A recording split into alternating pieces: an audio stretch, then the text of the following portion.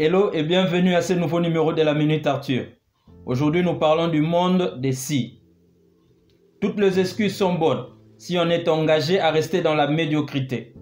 De toutes les façons, elles sont faites pour s'en servir. Ce numéro explore le monde des si. Ces vieux hommes que nous aimons tant pour justifier notre inaction et nos échecs. Ce qui va suivre est une liste non exhaustive des excuses utilisées quotidiennement dans nos vies. Je tiens quand même à souligner que toutes ces excuses sont obsolètes, parce que dans les mêmes conditions, il y a de ceux-là qui en sont sortis vainqueurs et ont pu accomplir de grandes choses. Alors ensemble, examinons le monde des si, pour voir combien d'entre elles tu en as fait ta propriété privée. Here we go.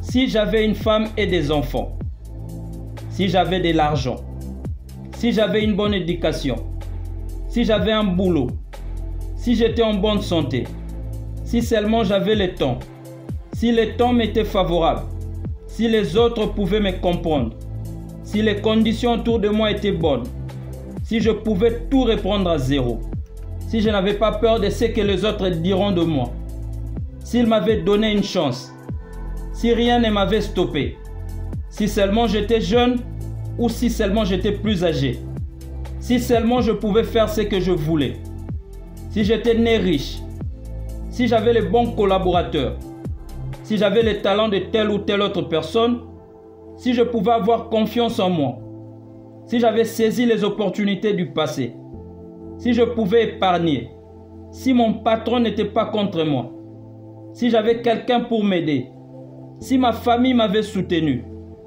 si je pouvais vivre ailleurs, si je n'avais pas une maison et les enfants à prendre en charge, si seulement je pouvais commencer, si j'étais libre, si j'avais la notoriété d'un tel ou d'un tel autre, si je n'étais pas en surpoids, si je pouvais exprimer mes talents, si j'avais eu une chance, si je pouvais payer ma dette, si je n'avais pas échoué, si seulement je savais comment faire, si je n'avais pas autant peur, si tout le monde n'était pas contre moi, si j'étais marié à la bonne personne, si j'étais sûr de moi, si la chance n'était pas contre moi, si je n'étais pas né sous une mauvaise étoile, si je n'avais pas travaillé aussi dur, si je n'avais pas un tel passé, si je n'avais pas abandonné, si seulement je pouvais travailler pour moi-même, et pour clore la liste, si seulement les autres pouvaient écouter ce que j'avais à dire. Mon ami, tes alibis sont comme tes enfants. Alors quoi de plus normal que de protéger ses propres enfants? Je préfère une science qui n'a pas toutes les réponses à une religion qui a toutes les excuses. La plupart de ces éléments cités si haut ne sont que des excuses que tu penses justifient ton incapacité. Cependant, certaines sont effectivement justifiables par des faits. Mais laisse-moi te dire une chose, tes excuses ne peuvent pas être échangées contre de l'argent.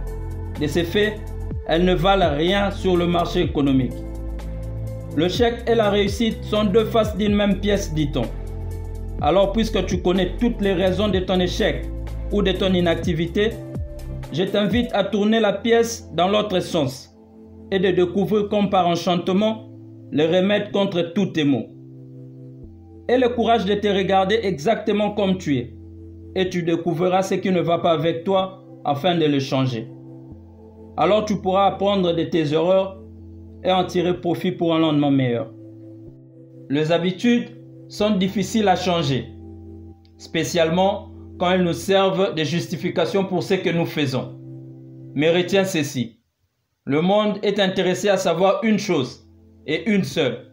As-tu réussi? Thank you.